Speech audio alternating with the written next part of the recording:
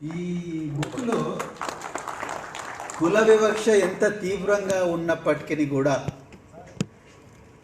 మనం కుల నిర్మూలన కన్నా ముందు మనలో కణకణాన చొప్పించబడ్డ భయాన్ని ఏ విధంగా నిర్మూలించాలనేది రచయిత చాలా స్పష్టంగా తన ప్రొఫెషనలిజంతో, ఒక వృత్తి పట్ల తన అంకిత భావంతో, ఒక జాతికి తనకుండే జాతి పట్ల తనకుండే కమిట్మెంట్తో ఏ విధంగా ఆ భయాన్ని నిర్మూలించడానికి ప్రయత్నం చేస్తాడనేది ఈ బుక్లో ఉన్నది.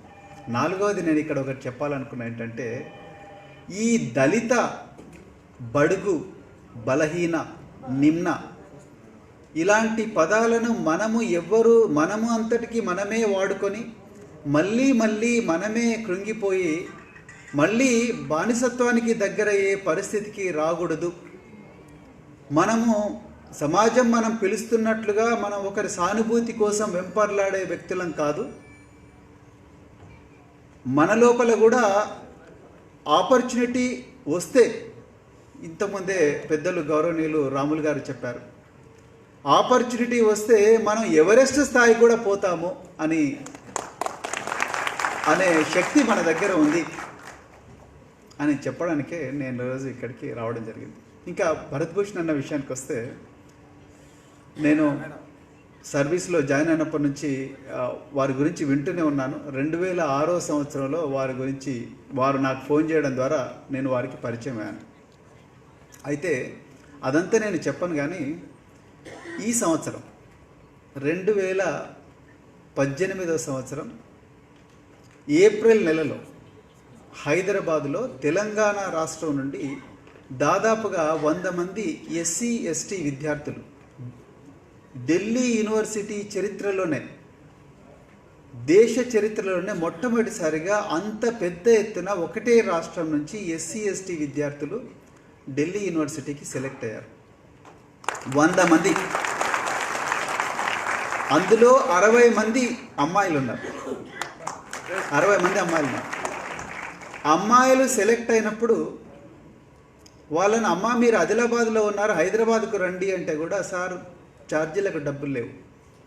తల్లులు వేరే వాళ్ళ దగ్గర నుంచి ఫోన్లు తీసుకొని, మా అమ్మాయికి శానిటరీ నాప్కిన్లు కొనుక్కోవడానికే డబ్బులు లేవు, చెప్పులు కొనడానికే డబ్బులు లేవు, మీరు ఢిల్లీ అంటున్నారు, అది మా వల్ల కాదు. బాంచన్ అంటే తెలంగాణ భాషలో బానిసను అని అర్థం. బాంచను నా వల్ల కాదు, మా బిడ్డ ఇక్కడనే చచ్చినా బతికినా ఈ ఆదిలాబాదో ఊట్నూరో లేకపోతే ఆ నిర్మలను చదువుకుంటుందా, మేము అది ఢిల్లీ వద్దు, గల్లీ వద్దు, మా బతుకులు ఇంతే అన్న స్థాయి.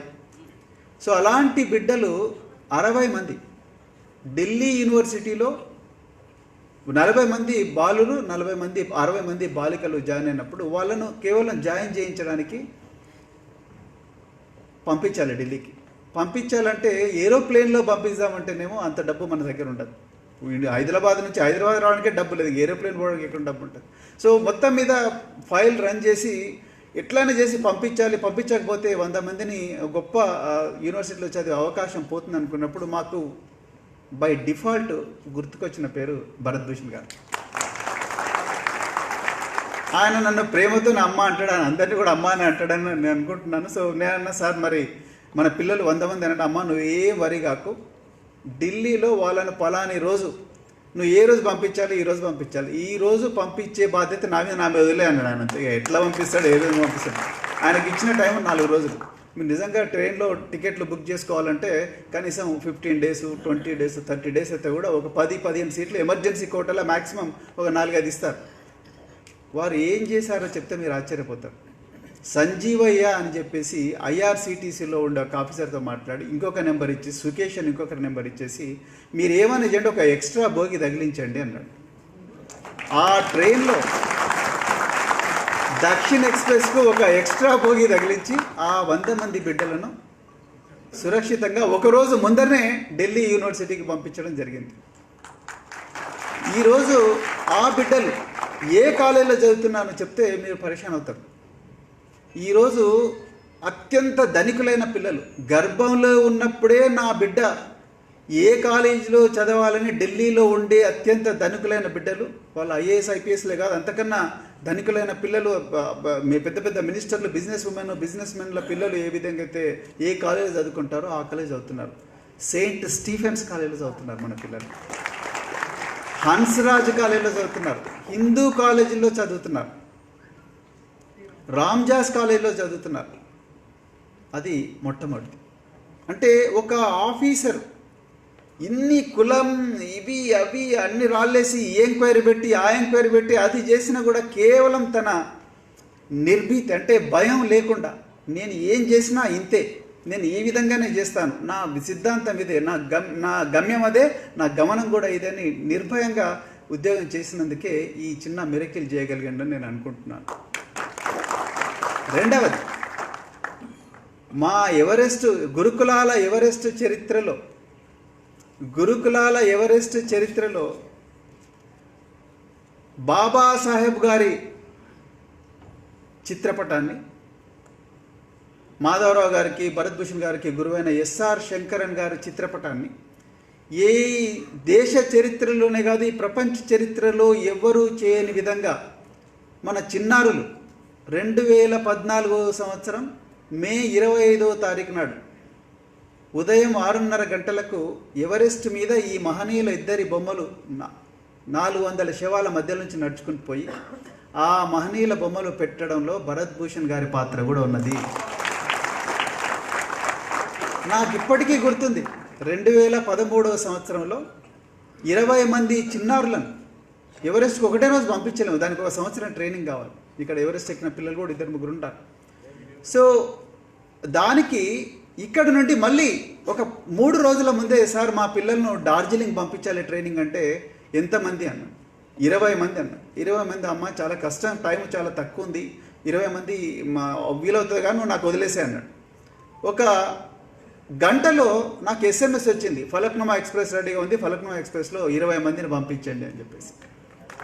ఆ 20 మంది, అందులో మళ్ళీ 10 మంది అమ్మాయిలు కృష్ణా జిల్లా నుంచి, విశాఖపట్నం నుంచి, కడప నుంచి. అందులో ఒక భారతి అనే ఒక అమ్మాయి అయితే, అమ్మాయి నాకు బాగా గుర్తుంది. భారతి అనే అమ్మాయి భువనగిరి గుట్టల మీద ఎక్కుతూ ఉంటే తల పగిలిపోతుంది, కింద పడిపోతుంది. కింద పడిపోయిన తర్వాత ఆ అమ్మాయిని హాస్పిటల్లో చేర్పిస్తే ఆ అమ్మాయి ఏడుస్తుందంటే ఎందుకురా బిడ్డ ఏడుస్తున్నావు, నువ్వు తల బాగా నొప్పిగా ఉందంటే తల నొప్పి కాదు సార్, ఎవరెస్ట్ శిఖరం మీద బాబాసాహెబ్ విగ్రహం పెట్టే అవకాశం నాకు రావడం లేదని ఏడుస్తున్నాను సార్ అని చెప్తారు ఒక రైతు కూలీల బిడ్డ. అలాంటి 20 మంది బిడ్డలను మా దగ్గర టికెట్లు లేవు, డబ్బులు ఉన్నాయి కానీ టికెట్లు లేవు, పోవడం వీలు కాదు, ఏరోప్లేన్లో పంపించలేము. సో ఒక 2 నిమిషాల్లోనే ఏదో ఒకటి మాయ చేసి మొత్తం మీద 20 మంది పిల్లలను మరి స్లీపర్ కోచెస్లో కలకత్తా పంపించి అక్కడ నుంచి డార్జిలింగ్ పంపించి మళ్ళీ వాళ్ళు వచ్చేటప్పుడు కూడా అంతే జాగ్రత్తగా తీసుకొచ్చే ప్లాన్ భరత్ భూషణ్ గారు చేయగలిగారు. అంటే ఒక ఆఫీసర్ బాబాసాహెబ్ అంబేద్కర్ ఇచ్చిన అధికారాన్ని రాజ్యాంగబద్ధంగా ఎలాంటి తుపాకులు తూటాలు పట్టకుండానే రాజ్యాంగబద్ధంగా ఏ వర్గాలకు అందాలనో ఆ వర్గాలకు అందేలా చేసే అవకాశాన్ని ప్రతి కణకణాన కూడా, ప్రతి అవసరాన్ని, ఆ అంకిత భావాన్ని ప్రతి కణకణాన పెట్టుకున్నవారు భరత్ భూషణ్ గారు. దానికి మనం సజీవంగా మన మాధవరావు సార్ను చూస్తున్నాము. తర్వాత ఇంకా చాలామంది ఆఫీసర్స్, రాములు గారు అయితే మనం ఇంతకుముందే తను చేసినవన్నీ కూడా చెప్పగలిగారు. తర్వాత రెండవది, మాధవరావు గారు గౌరవ మాజీ చీఫ్ సెక్రటరీ గారు తన ప్రసంగంలో ఒక ప్రారంభోత్సవ ఉపన్యాసంలో చెప్పడం జరిగింది. ఎన్నో రకాల అధికారులు ఉన్నారు, కానీ కొంతమందికి రెడ్ కార్డు చూపించాల్సిన అవసరం ఉన్నది, కొంతమందికి ఎల్లో కార్డు చూపించాల్సి ఉంది. వారు చాలా సందర్భాల్లో కూడా మాతో ఏమన్నారంటే, అసలు నాకు ఈ పని చేయని ఈ వర్గాల్లో పుట్టి బాబాసాహెబ్ దార్శనికత వల్ల, బాబు జగ్జీవన్ గారి దార్శనికత వల్ల ఎంతో కొంత లబ్ధి పొంది తమ వర్గాలకు దూరంగా అయిపోయిన వాళ్ళందరి ఇంటి ముందర కూడా నేను అమరణ నిరాహార దీక్ష చేస్తాను కూడా వారు అనడం జరిగింది. అంటే ఎంత నిరాశ, ఎంత నిస్పృహ, వీళ్ళందరినీ చూస్తే ఎంత బాధ ఉంటే వారు ఆ మాట అంటారో మీరు ఒకసారి అర్థం చేసుకోవాలి. సో ఈరోజు నిజంగా మాకు కూడా భరత్ భూషణ్ అన్న ఈరోజు వారి దుర్గం సుబ్బారావు గారు రాసిన ఈ పాంఫ్లెట్ అంటే ఈ సినాప్సిస్లో వారు చాలామంది వ్యక్తుల పేర్లు, అంటే కొంతమంది ఐఏఎస్ ఆఫీసర్ల పేర్లు, కొంతమంది ఐపీఎస్ ఆఫీసర్ల పేర్లు, తర్వాత కొంతమంది సివిల్ సర్వెంట్స్, ఇంకా కొంతమంది ఇంటెలెక్చువల్స్ పేరు రాశారు. అంటే ఒక మనిషి ఈ విధంగా తయారు కావడానికి నేను ఏ విధంగానే పని చేస్తాను, మీరు నా మీద ఎన్ని ఎంక్వైరీలు పెట్టినా పర్లేదు, నా ప్రమోషన్ డినై చేసినా పర్వాలేదు, నేను ఈ స్థాయిలోనే పనిచేస్తాను, నేను ఆ వర్గాల కోసమే పనిచేస్తాను, నేను ఆ చివరి వరకు కూడా ఆ వర్గాల పక్షపాతిగానే ఉంటాను అనే చెప్పే ధైర్యం ఒక తండ్రి నుంచి తల్లి నుంచి రాదు. No, whatever I'm today, it is not only because of my parents, it is also because of the people who have influenced me. Whatever I am today, it is because of people like Dr. Bharat Bhushan. అంటే ఈరోజు sir మీరు ఏ విధంగా అయితే బాధపడ్డారు, మీరు ఈరోజు చాలామంది officers వాళ్ళ కుటుంబాలకు మాత్రమే పరిమితమయ్యారు, వాళ్ళ మనుమలకు మాత్రమే పరిమితమయ్యారు, వాళ్ళు తీర్థయాత్రలకు మాత్రమే పరిమితమయ్యారు, లేకపోతే వాళ్ళ ఫామ్ హౌస్లకు మాత్రమే పరిమితమయ్యారు, కొంతమంది గొప్ప గొప్ప అపార్ట్మెంట్లు కట్టుకున్నారు, కొంతమంది బిల్డింగ్స్ కట్టుకున్నారు, కొంతమంది వాళ్ళ కుక్కలకు మాత్రమే పరిమితమయ్యారు. It is a fact. నన్ను కొంతమంది సీనియర్ ఆఫీసర్లు పేర్లు చెప్పాను, కానీ కొంతమంది ఒక డిన్నర్కి పిలిచినప్పుడు నేను కూర్చున్నా. నాకు చాలా, అంటే ఆ కన్వర్జేషన్ వింటుంటేనే చాలా అసహనంగా అనిపించింది. ఒక ఆయన మా కుక్క ఇంతెత్తుంది అంటాడు, ఒక ఆయన మా కుక్క పులికన్నా ఫాస్ట్గా పరిగెడుతుంది అంటాడు. నేను అన్నా, ఒక వైపేమో జాతిలో పేదలు గుడిసెల్లో ఉంటూ తిండి లేక శానిటరీ నాప్కిన్లు కొనుక్కునే పరిస్థితి కూడా లేని రోజుల్లో బాబాసాహెబ్, ఇంకొక ఆయన ఇంటికి పోతే అందరి దేవుళ్ళ విగ్రహాలు ఉన్నాయి, బాబాసాహెబ్ బొమ్మలే. ఎట్లా అండి? సో నేను ఒక 5 నిమిషాలు కూడా లేకపోయాను మిత్రులు అందులో. సార్ నాకు ఇంట్లో అర్జెంట్ పని ఉంది, బయటకు వచ్చింది, ఏమనుకోకుండా వచ్చేసిన. నేను ఇంట్లో ఏం అర్జెంట్ పని లేదు, నేను ఉండలేకపోయినా, ఏడవలేను. స్వెరోయిజంలో ఏడుపు ఉండదు. స్వెరోయిజంలో కన్నీటి చుక్కలను కూడా కసిగా మార్చుకోవాలి, కాంక్షగా మార్చుకోవాలి, క్రమశిక్షణగా మార్చుకోవాలి. సో కొంతమంది వాళ్ళ కుక్కలకు మాత్రమే పరిమితమైంది సార్. ఒక ఆయన లాబ్రడార్ కుక్క అంటాడు, ఒక ఆయన రెడ్ డేన్ అంటాడు, ఒక ఆయన రకరకాల కుక్కలు. నేను వెటర్నరీ డాక్టర్, అవి మర్చిపోయాను నేను. సో అలాంటి పరిస్థితి నుండి ఈరోజు మరి ఒక ఆఫీసర్, నేను అవన్నీ కాదు, నేను ఇదే నా లక్ష్యము, ఇదంతా నా జీవితం అంతా కూడా వీళ్ళకి అంకితం చేసే పరిస్థితి ఎందుకు వస్తుందంటే, మనం చూసే వ్యక్తుల ప్రభావం వల్ల వస్తుంది. మనం ఏ వ్యక్తుల సహచర్యంలో ఉంటే అదే ప్రభావం వస్తుంది. ఈరోజు 2006 సంవత్సరంలో నేను డిప్యూటీ కమిషనర్ ఆఫ్ క్రైమ్ బ్రాంచ్గా ఉన్నప్పుడు, కమిషనర్ ఆఫ్ పోలీస్ క్రైమ్ బ్రాంచ్గా ఉన్నప్పుడు, వారు నా దగ్గరికి ఎప్పుడు కూడా, బాబు నా ల్యాండ్ ఇట్లా ఆక్యుపై చేసిండ్రు, నాకు ఒక 10 ఎకరాల పొలం ఉంది, దాన్ని ఇంకొకడు రిజిస్టర్ చేసుకున్నాడు, లేకపోతే నేను ఇట్లా రోడ్డు మీద పోతుంటే నా బంగారు గొలుసు ఒకటి దొంగిలించాడు, నా పర్సు పోయిందమ్మా అని ఎప్పుడు కూడా వారు నాకు ఫోన్ చేయలేదు.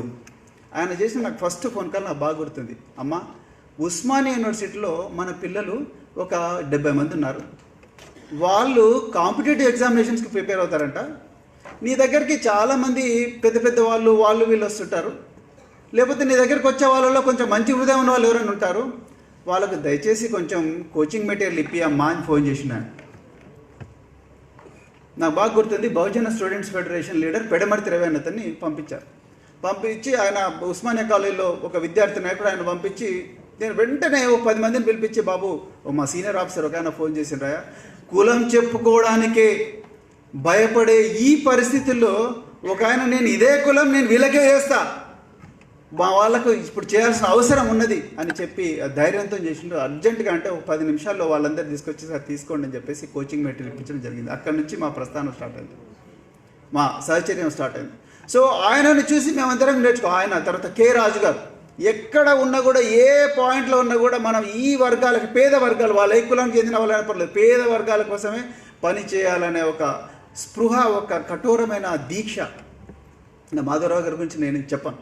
సో వారు కంటిన్యూస్గా మా అందరికీ కనెక్టింగ్ ఐడియాలజీ అయిపోయారు ఇప్పుడు వారు.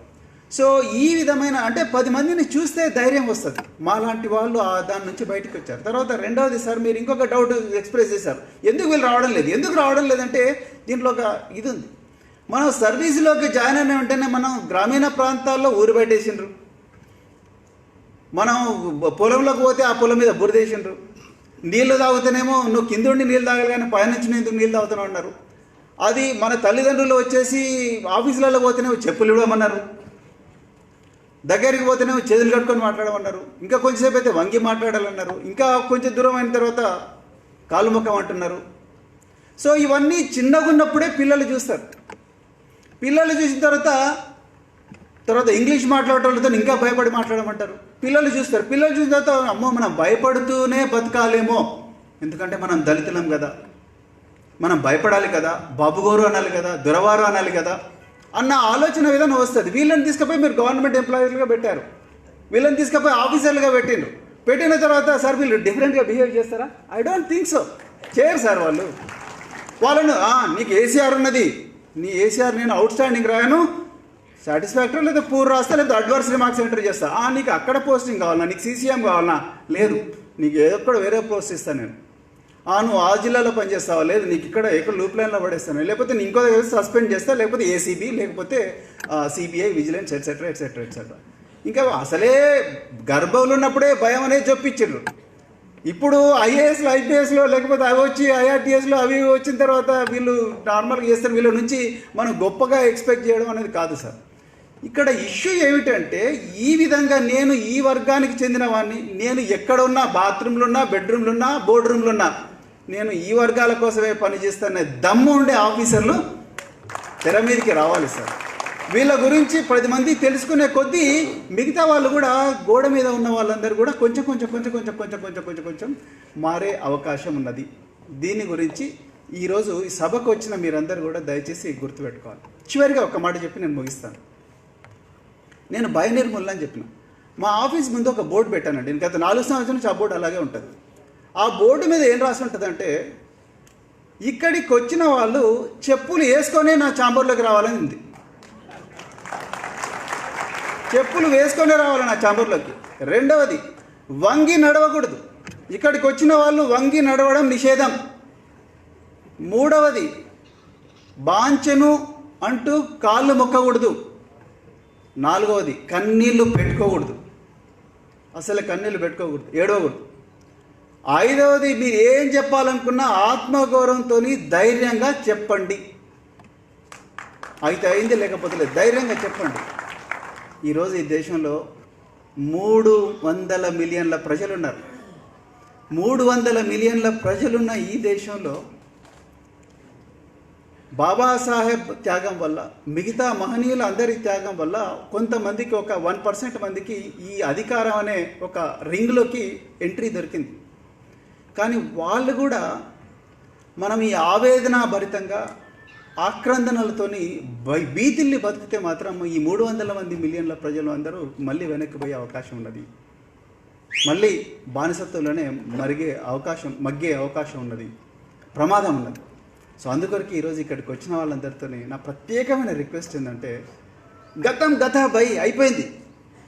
ఇప్పుడు మనను మూతికి ముడ్డికి చీపురు పెట్టి నడిపించిండ్రు, ఊరి బయట పడేసిండ్రు. ఇప్పుడు మనం తీసుకుపోయి ఆ ఊరి బయట ఉన్న జాగ్రఫికల్గా చేంజ్ చేయలేము.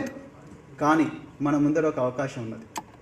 అత్యంత కఠోరమైన క్రమశిక్షణతోని కులం ఒక క్షణం పక్కకు పెట్టి, ఒక కులానికే పరిమితం కాకుండా కులాన్ని ఒక క్షణం పక్కకు పెట్టి భయాన్ని నిర్మూలిస్తూ మనం ఏ గల్లీలో, ఏ బస్తీలో, ఏ గూడెంలో, ఏ పాలెంలో, ఏ పేటలో ఎత్తున్నామో దాన్నే కేంద్ర బిందువుగా మార్చే ఒక గొప్ప అవకాశం ఈరోజు మనందరి ముందర ఉన్నది. దానికి చాలా త్యాగం కావాలి. ఆ త్యాగం చేయడానికి మీరందరూ కూడా సిద్ధంగా ఉండాలి. అలసత్వాన్ని వదిలి ఆ త్యాగాన్ని చేయడానికి ఏమాత్రం భయపడకుండా భరత్ భూషణ్ గారిలాగా, మాధవరావు గారిలాగా, రాములు గారిలాగా, ఇంకెంతోమంది ఆఫీసర్లాగా వీళ్ళందరూ కూడా త్యాగం చేసి వాళ్ళ ఐడెంటిటీ గురించి భయపడకుండా ముందరికి వచ్చి వాళ్ళ పిల్లలకు కూడా దీని గురించి చెప్పాల్సిన అవసరం ఉంది. ఎందుకంటే నెక్స్ట్ తరం వాళ్ళే. ఈరోజు నాకు చాలా ఆనందంగా ఉంది సార్, మీరు ఈ కళాక్షేత్రంలో మమ్మల్ని ఎంటర్ చేయించినప్పుడు తీన్మార్తో ఎంటర్ చేయించారు. చాలా సంతోషం. అది ఆ తీన్మార్ కొట్టిన వాళ్ళు ఎవరో కాదు, ముసలోళ్ళు కాదు వాళ్ళు. ఈరోజు మన బిడ్డలు, వాళ్ళు గట్టిగా చప్పట్లు కొట్టండి. అసలు తాడేపల్లిగూడెంలో ఉండే స్వేరోస్ అంటే వాళ్ళ కల్చర్ను వాళ్ళు మళ్ళీ వాళ్ళతో మీరు మాట్లాడండి, ఇంగ్లీష్లోనే మాట్లాడతారు. వాళ్ళు ఇంగ్లీష్లో తీన్మార్ కొడుతున్నారు వాళ్ళు. సో అలాంటి ఒక గొప్ప తరం ఈరోజు గురుకులాల్లో ఇంకా మిగతా పాఠశాలలో తయారవుతుంది. వాళ్ళందరూ అవే మన దేవాలయాలు. అక్కడి నుండే బాబాసాహెబ్ అంబేద్కర్ లాంటి వ్యక్తులు, మరి బాబు జగ్జీవన్ లాంటి వ్యక్తులు, తర్వాత ఇంకెంతో మంది కాన్షీరామ్ లాంటి వ్యక్తులు అక్కడి నుంచే పుట్టుకొస్తారు. వాళ్ళే మన నిజంగా వాళ్ళతోనే మీరు ఈ సభ స్టార్ట్ చేయించినందుకు నాకు చాలా గర్వంగా ఉంది సార్. మరి ఇంత చక్కటి అవకాశం మాకు ఇచ్చినందుకు ఈ బుక్ను నేను మొదటి మాట మళ్ళీ చివరికి కూడా చెప్తున్నాను, ఇది ఇక్కడే వదిలేకండి, చదవండి దయచేసి. It is really worth reading. దయచేసి చదవండి, చదివించండి. దీంట్లో ఉండే విషయాలను మీ పిల్లలతో కూడా డిస్కస్ చేయండి. డిస్కస్ చేసి ఈ విధంగా మీ పిల్లలను, మనందరి పిల్లలను కూడా తయారు చేసి 300 మిలియన్ల ప్రజలు ఈ దేశానికి ఏదో ఒక రోజు రాజులు అవుతారు. ఆ రాజులను తయారు చేయండి, రాణులను తయారు చేయండి. Thank you very much. Jai Bhim, Jai Bhim. Thank you. Cultural programme చేసిన దానికి ఆర్గనైజేషన్ తరఫున వాళ్ళకి 5,000 క్యాష్ అవార్డు ప్రకటించారు. మీరే ప్రకటించారు. సో సభాధ్యక్షుల వారు ఈ కల్చరల్ ప్రోగ్రామ్ చేసిన పిల్లలకు సభ తరఫున, వారి తరఫున 5,000 రూపాయల పారితోషికం కూడా ఇస్తామంటున్నారు. థ్యాంక్ యూ వెరీ మచ్ అండి.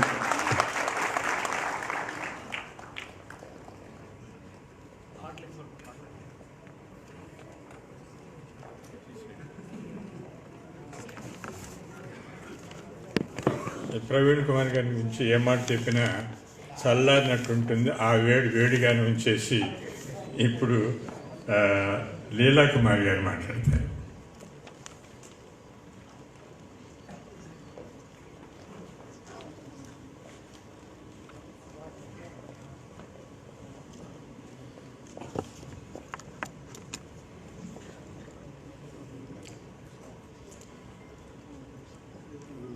Action speaks louder than voice. అన్నగారు మన భరతభూషణ్ గారు చేసిన యాక్టివిటీ ద్వారా మాత్రమే నాకు తెలుసు.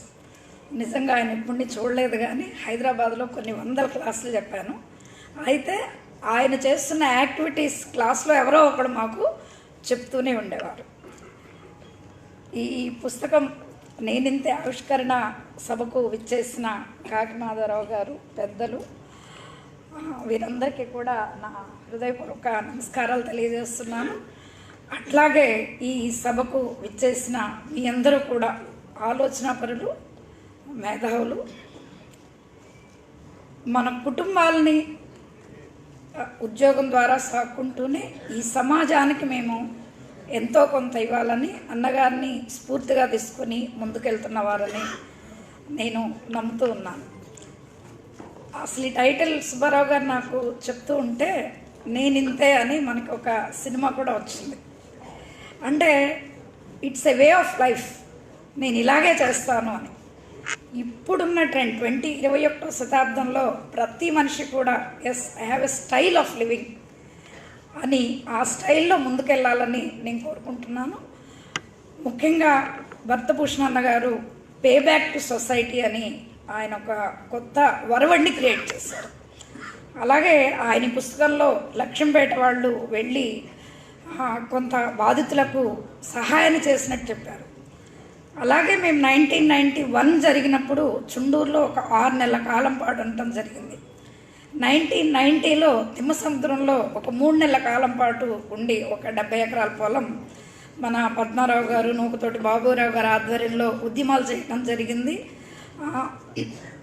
మన పాదయాత్రలు కూడా చేయటం జరిగింది. ఆ పాదయాత్రలకి తర్వాతే పెద్ద విజన్ వచ్చింది.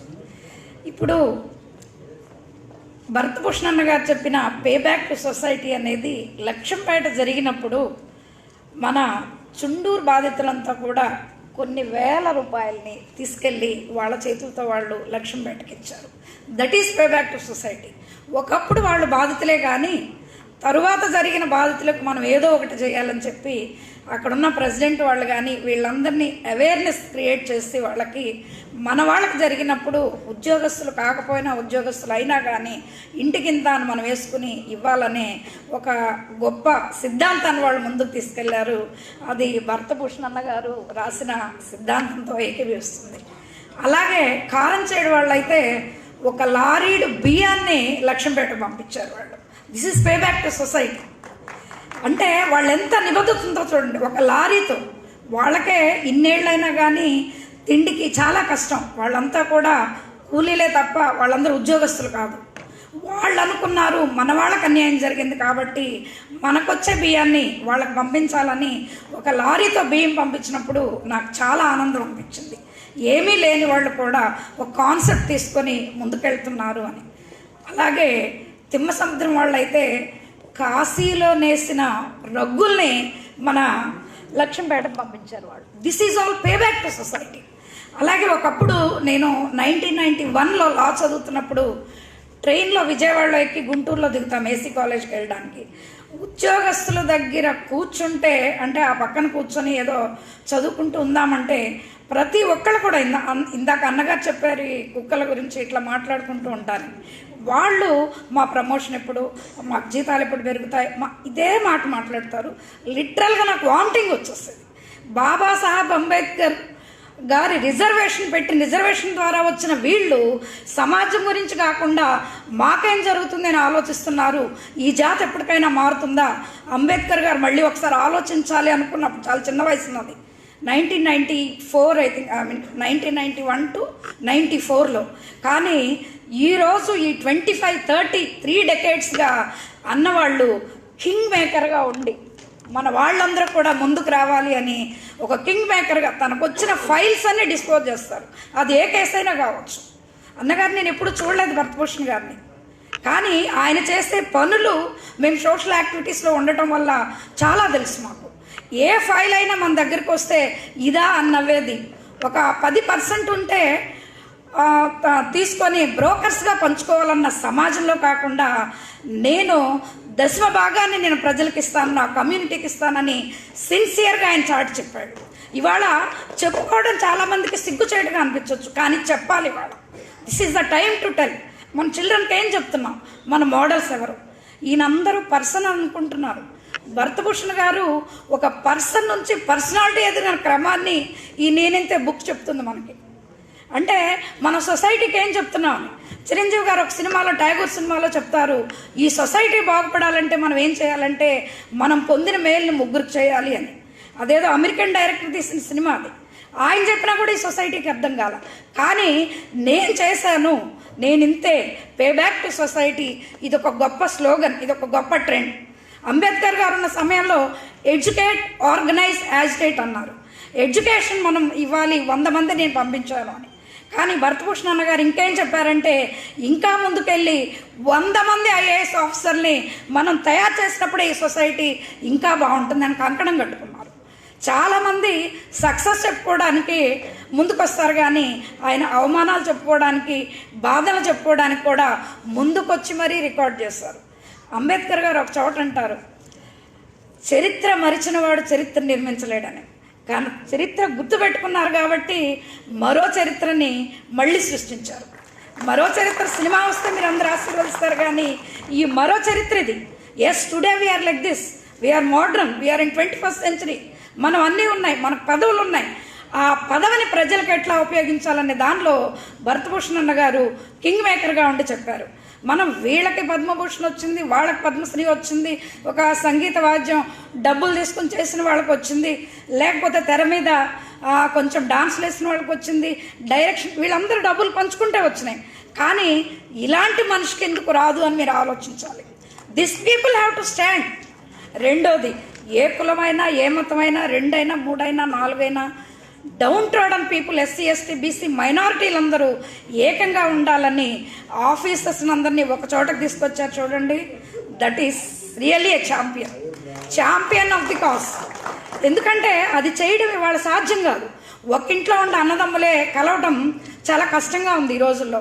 అలాంటిది మన కమ్యూనిటీ కోసం, మన పీపుల్ కోసం, మన ఆడపడుచుల కోసం, మన పిల్లల కోసం, మన ఎడ్యుకేషన్ కోసం మనకున్న అధికారాన్ని వినియోగించాలి అనే ఒక మార్గాన్ని, బాటని వేశారు. That is really possible. అంటే మనం ఎక్కడికో వెళ్ళి మన టైంని వెచ్చించి పనిచేయవసరం లేదు.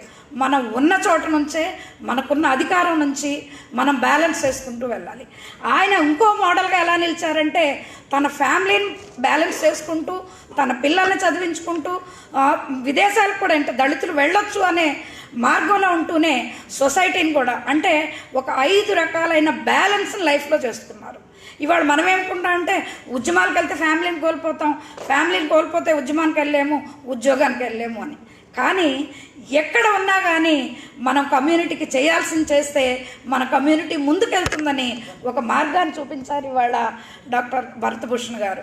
అలాగే ఇలాంటి వ్యక్తులందరూ కూడుకున్నప్పుడు, నేను అంటే 87-89 ప్రాంతంలోనే సత్యమూర్తి గారి లెక్చర్స్ కానీ, పద్మారావు గారిని తీసుకొచ్చే లెక్చర్స్ కానీ, హరగోపాల్ గారిని తీసుకొచ్చి లెక్చర్స్, బాలగోపాల్ గారు, ఈ రోజున్న కోదండరామ్ గారు, ఆ టైంలోనే అంటే 80s, అంటే దరిదాపు 30 years బ్యాక్ వీళ్ళందరినీ లెక్చర్స్ వింటూ దళితులు ఎలా ముందుకెళ్ళాలి అని వాళ్ళ దగ్గర నుంచి నేర్చుకున్నాం. కాంశీరామ్ గారితో పనిచేసాము. అలాగే భరతభూషణ్ గారు రాసిన విషయాలన్నీ చూస్తే మాయావతి గారు నాకు గుర్తొస్తున్నారు. ఆవిడ కూడా ఈ టైటిల్ క్యాట్, నేను ఇంతే, నేను ఇలానే చేస్తాను. ఇప్పుడు మన బీజేపీలో ఉన్న అన్నగారు చెప్పారు ఎక్కడున్నా పని చేయొచ్చు అని. ఇవాళ జనం అందరూ కూడా కొంచెం కన్ఫ్యూజన్లో ఉన్నారు. అంటే మనం దళితులం కదా, బీఎస్పీలోనూ కాంగ్రెస్లోనూ లేకపోతే ఈ పార్టీలోనూ ఉండాలా, ఎటుంటే ఏమిట్రా దేవుడా అని కన్ఫ్యూజన్లో ఉన్నారు. అలాంటి వాళ్ళ క్లారిటీ అడగాలి. చాలామంది క్లారిటీ ఏంటంటే పాలిటిక్స్లో తడిమడి అని ఉండదు. మీకున్న టాలెంట్ని ఏ గ్రూప్లో ఉంటే ఆ గ్రూప్లోకి వెళ్ళి చూపించడమే పాలిటిక్స్. ఇవాళ పాలిటిక్స్లోకి వెళ్తే నేను ఇదే ఈ పార్టీ వెళ్ళాలనేది లేదు. కాంశీరామ్ గారు వచ్చిన మొట్టమొదటిలో బీఎస్పీ పెట్టుకొని బీజేపీతో కలవాలంటే మాకు తెలియక మేము వ్యతిరేకించాం. అలాగే తెలుగుదేశంతో కలవాలంటే తెలియక వ్యతిరేకించాం. ఆ 30 years క్రమం తర్వాత మేము ఆలోచించాం. పాలిటిక్స్లోకి వెళ్ళి నేను ఇంతే అంటే కుదరదు. మనం వైడ్గా అన్ని పార్టీలోకి వెళ్ళాలి.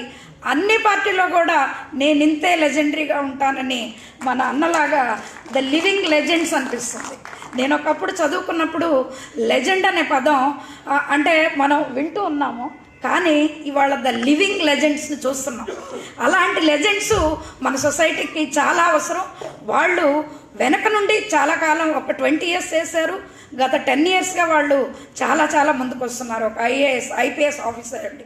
మనం చిన్న గేట్ మ్యాన్ కానీ రైల్వే గ్యాంగ్ మ్యాన్ కానీ అయినా మన బ్రాండ్ మనం చూపించాలి. This is a brand. నేనింతే అనేది ఒక బ్రాండ్, ఒక ట్రెండ్. ఆ ట్రెండ్ని మీ అందరూ మనందరం కూడా కొనసాగించాలి. డెఫినెట్గా మేము అన్నయ్య గారు తెలియకముందే ఆయన యాక్టివిటీస్ ద్వారా చుండూరు వాళ్ళకి, కారం సైడ్ వాళ్ళకి, లేకపోతే నీరుకొండ వాళ్ళకి, లేకపోతే అంతకుముందు తిమ్మ సముద్రం వాళ్ళకి ఈ ట్రెండ్ అలవాటు చేశాము. అలాగే మీ అందరూ కూడా అన్నగారిని చూసి ద కింగ్ మేకర్ అనొచ్చు, లేకపోతే ఆయనకి ఇంకా పెద్ద టైటిల్ గురించి పెద్దవాళ్ళు ఉన్నారు నేను అంటే బాగుండదు. వాటి గురించి ఆలోచించి గవర్నమెంట్ కూడా అప్లై చేసి మనం ఎప్పుడైతే మన వాళ్ళకి పద్మశ్రీలు ఇవన్నీ ఉన్నాయో అప్పుడు మనం ముందుకెళ్దామని ఈ చిన్న అవకాశాన్ని ఇచ్చిన మీ అందరికీ ధన్యవాదాలు తెలియజేస్తున్నాను. Thank you so much.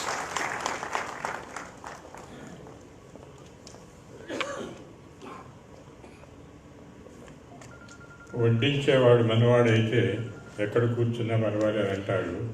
ఈ వడ్డించేవాడు అలాంటి వాడు కాదు. ముందు 1:30కి టైం అయిపోయింది కాబట్టి మిగిలిన వాళ్ళు 2 నిమిషాలు 3 నిమిషాల్లో వాళ్ళ సందేశం ఇవ్వాల్సిందిగా నేను కోరుతున్నాను, లేకపోతే ఇబ్బంది అవుతుంది. ఇప్పుడు శేఖర్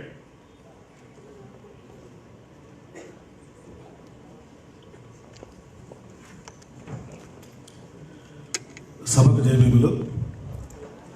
ఈ కార్యక్రమానికి సభాధ్యక్షులుగా ఉన్నటువంటి శ్రీ కాకి మాధవరావు గారు, మరి ముఖ్య అతిథిగా వచ్చేసిన శ్రీ రాములు గారు, మరి స్వరస్ అండ్ ప్రతి ఒక్కరి చప్పట్లలో కలిసి ఉన్న డాక్టర్ ప్రవీణ్ గారు, మరి మారప్ప గారు, మాజీ ముఖ్యమంత్రి గారు, మన సోదరులు దుర్గా సుబ్బారావు గారు, మరి లీలాకుమారి గారు, ఇక్కడ కూర్చున్న పెద్దలకి ఒకసారి జయభీములు తెలుపుతూ, ముందనుకున్నాను 15 నిమిషాలు ఇచ్చారని, చాలా ఎక్కువేమో ఇంతమంది వక్తలు ఎలా మాట్లాడాలనుకున్నాను. తర్వాత చూస్తే 5 నిమిషాలు అన్నారు. పర్లేదు 5 నిమిషాలకు వచ్చింది, కొంచెం చెప్పుకోవచ్చు అనుకున్నాను. ఇప్పుడు 2 నిమిషాలు అన్నారు.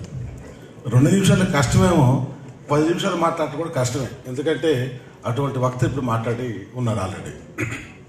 ఇకపోతే ఈ ప్రోగ్రాంను ఆర్గనైజ్ చేసిన society payback society. Payback society చాలా వినటానికి చాలా బాగుంటుంది, చేయటానికి చాలా కష్టం కూడా.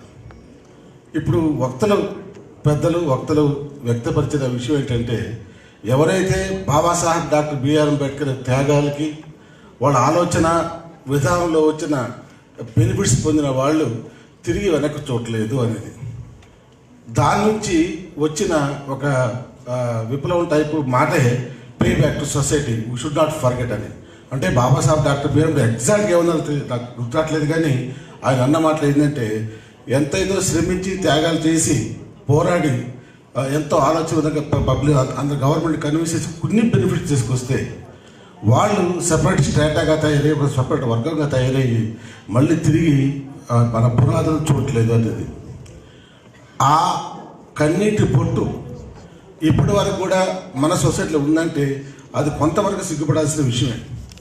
ఇప్పుడు వక్తలు కూడా దే ఆర్ స్ట్రైట్ బ్లేమింగ్ విద్యావంతులు ఉద్యోగస్తులు వాళ్ళ కుక్కల గురించి మాట్లాడుకున్నారు కానీ వాళ్ళ తోటి జాతి మనుషుల గురించి మాట్లాడలేదని. కొంతవరకు చాలా వరకు అది నిజమే కానీ కొంతమంది ఉద్యోగస్తులు కూడా మంచి వాళ్ళు ఉన్నారు, పే బ్యాక్ టు సొసైటీ చేసేవాళ్ళు ఉన్నారు. అది భరతభూషణ్ గారు లాంటి వాళ్ళు కానివ్వండి, కాకి మాధవ్ గారు లాంటి వాళ్ళు కానివ్వండి, మరి ప్రవీణ్ కుమార్ గారు, డాక్టర్ ప్రవీణ్ కుమార్ గారు లాంటి వాళ్ళు కానివ్వండి, మిగతా చాలామంది ఉద్యోగస్తులు కూడా ఇచ్చేస్తూ ఉంటారు. ఇప్పుడు మన మేడం చెప్పినట్లు చుండూరు, లక్ష్మీపేట, కారంచేడు వాటికి కూడా చాలామంది ఉద్యోగులు కంట్రిబ్యూట్ చేసుకుని వాళ్ళ అవసరాలు తీర్చడానికి వెళ్ళడం కూడా జరిగింది. అది అందరూ చూసే ఉంటారు. ఉద్యోగస్తులు అనేది అంటాంతనం కాదు. మనం బానిసత్వానికి లోబడకుండా అంబేద్కరిజం కానీ చొప్పించగలిగితే ఆ చొప్పించేటప్పుడు ఉదాహరణకి కాకి మాధవరావు గారు లాంటి వాళ్ళు కానివ్వండి, మరి అన్న భరతభూషణ్ గారు లాంటి వాళ్ళు వాళ్ళ పర్సనాలిటీస్ చెప్తూ ఇలా కూడా మనం చేయొచ్చు. నేను ఇంతే పుస్తకం చేస్తే మనం కూడా ఇంతే అవుతాం ఇది కానీ అది అవ్వాలని కోరుతూ మరి ఈ అవకాశం ఇచ్చినందుకు అన్న భరతభూషణ్కి ధన్యవాదాలు తెలుపుతూ ఆ కుటుంబంతో నాకు చాలా బాగా పరిచయం. దాదాపు 77 నుంచి ఆ కుటుంబంతో నాకు పరిచయం. సార్ భరతభూషణ్ గారి చెల్లి ఇందిరాగాంధీ గారు మా ఓఎన్జీసీ ఫ్యామిలీ. మరి నేను ఫస్ట్ ఎస్సీ ఎస్టీ అసోసియేషన్కి వచ్చినప్పుడు నేను అసోసియేషన్ చైర్మన్ అయితే వాళ్ళ బామ్మర్ది గారు సెక్రటరీ దానికి. ఆ తర్వాత యూనివర్సిటీ చదివినప్పుడు మరి బోస్ కానివ్వండి, పటేల్ కానివ్వండి, ఆ తర్వాత ఉద్యోగం ఇప్పుడు జవహర్ కానివ్వండి, ఒక కెనడీ గారు నాకు పరిచయం లేదు. అదర్వైజ్ టోటల్ ఫ్యామిలీ నాకు పరిచయం. ఈ ఫ్యామిలీ ఒక ఉదాహరణ ఫ్యామిలీ అవడానికి కారణం ప్రాబుల్లీ అప్పిగట్ట జోసెఫ్ గారు, వారి సత్యమణి గారు అయి ఉండాలి. కారణం ఎన్నో ఉదాహరణలు చెప్పి ఆదర్శాలు చెప్పి మరి జాతి పడుతున్న కష్టాలను వివరించి అటువంటి కష్టాలు పడేవాళ్ళు మనం కూడా కాకూడదు, మనతో పాటు మిగతా వాళ్ళు కాకూడదని వాళ్ళ ఫ్యామిలీ మెంబర్స్ నాకు అందరికీ తెలుసు కాబట్టి ఎక్సెప్ట్ కెనడీ ప్రతి ఒక్కరు కూడా 10 మందికి సహాయం చేసేవాళ్ళే. నేను చెప్పాలి కాబట్టి పిలిచాను కాబట్టి కాదు. ఐఎమ్ సీయింగ్ ఆల్ దోస్ బస్ బోస్ కానివ్వండి, పటేల్ కానివ్వండి, జవహర్ కానివ్వండి, ఎంత సహాయం అయితే చేయగలమో అంత సహాయం చేయడానికి వాళ్ళు ముందు వచ్చే బ్యాచ్. అది అప్పగట్ట జోసఫ్ గారికి ధన్యవాదాలు తెలపాలి. మనం కూడా చప్పట్లతో వారికి ఆ జోసఫ్ గారికి ఇలాంటి వ్యక్తులు తీర్చిదిద్దినందుకు మనం రుణపడి ఉండాలి. ఇకపోతే ఎక్కువసేపు చెప్పదలుచుకోలేదు. అన్న ఏం చెప్పినా కూడా చేయడానికి చాలామంది ఉద్యోగస్తులు ఉంటారు, చాలామంది యువకులు ఉంటారు. మరి ఇక్కడ రాజకీయం గురించి కూడా వచ్చింది, ఆర్ పే బ్యాక్ సొసైటీ కూడా వచ్చింది. కాబట్టి ఇక్కడ కూర్చున్న పెద్దలు మాధవరావు గారు, భరతభూషణ్ గారు, ఇంకా మన సోదరి 2, 3, 4 అన్నారు. 2, 3, 4 అంటే నేను అన్న నవ్వుకున్నాం. ఈ 4 ఎవరా అని. కాకపోతే సెకండ్ 2 స్టార్ 3 స్టార్ అని కూడా అనుకుంటాం. అది 5 స్టార్ అయితే రాజ్యాధికారం ఎక్కడ వెళ్తుంది. సో ఆ 5 స్టార్ ఎప్పుడు చూద్దామని చూడటమే మన ఇమీడియట్గా కావాల్సిన మన బాధ్యత. అది చేయాలంటే పెద్దలు ఉన్నారు కాబట్టి ఎంతో అనుభవం, రాజకీయ అనుభవం కానివ్వండి, అడ్మినిస్ట్రేటివ్ అనుభవం కానివ్వండి, సొసైటీ బాగా చదువున్నారు కాబట్టి అటువంటి వాళ్ళు ఏమన్నా ఒక డెసిషన్ తీసుకుంటే పే బ్యాక్ సొసైటీ అనేది ఎలా ప్రాచుర్యం చేయాలి, మన ఆంధ్రప్రదేశ్ కానీ తెలంగాణ కానివ్వండి ఎక్కడైనా కూడా అందరిలో ఐక్యత అనేది. చాలామంది ఉద్యోగస్తులు ఫెయిల్ అవుతూ ఉంటారు. ముందుకు వచ్చేవాడు, ముందుకు రానడు కూడా ఫెయిల్ అవుతాడు. అదే మనం ఫైట్ చేస్తేనే మనం ఇబ్బంది పడతామని కాదు, ఫైట్ చేయకపోయినా మన పని మనం చేసుకున్నా కూడా ఇబ్బంది పడేవాళ్ళు ఉంటారు. దీనికి కారణం ఏంటంటే అనైక్యత, భయం, నిశ్శబ్దం అనేది ప్రతి సొసైటీ కూడా ఒక శత్రువు లాంటిది. ఎప్పుడైతే నువ్వు ఓపెన్గా మాట్లాడలేవు, నీ ఫీలింగ్స్ ఇంకోళ్ళకి షేర్ చేసుకోలేవు, అది ఓటమిగా దారితీస్తుంది. కాబట్టి అందరిలో ఐక్యత అనేది ఒకటి తెచ్చుకోగలిగితే మనం ఈ స్టార్ పేరా తీసేసి 5 స్టార్ రాగలిగితే ఇక్కడ కూర్చోని ఎంతమంది 5 స్టార్ అవార్డు కోరుకున్నారు? ఇంతేనా? We are very happy to 2 star and 3 star, not 5 star. వాళ్ళిద్దరు చూస్తే నాకు ప్రధానంలా కనపడతారు. నాకు ఎంతో ఉదాహరణమైన జంట. ఇంకా చాలామంది ఉండుంటారు వాళ్ళిద్దరు వెనకాల, నాకు తెలియదు, కానీ ఎప్పుడుదో చూస్తూ ఉంటాను. ఒక ఐఏఎస్ చాలా సీనియర్ పోస్ట్కి వెళ్ళిన కాకి మాధవరావు గారు, మరి అన్నా భారతభూషణ్ గారు ఆయనకి సహాయం చేయలేని పోస్ట్ ఎప్పుడు వచ్చింది నేను అనుకోను. నేను కూడా ఒక విషయంలో ఒకసారి ఆయన అప్రోచ్ అవ్వడం జరిగింది. అది చాలా ఇప్పుడు కాదు, కానీ దాంట్లో కూడా ఆయన మార్నింగ్ 5 గంటలకి రాత్రి 1 గంటలకి నాతో వచ్చి మాట్లాడేవాడు. నేను వెళ్ళి ఆయనతో మాట్లాడటం కాదు. అటువంటి పెద్ద మనిషి, గ్రౌండ్ టు ఎర్త్ అనే వ్యక్తిత్వం గల భారతభూషణ్ గారి ఫంక్షన్కి వచ్చినందుకు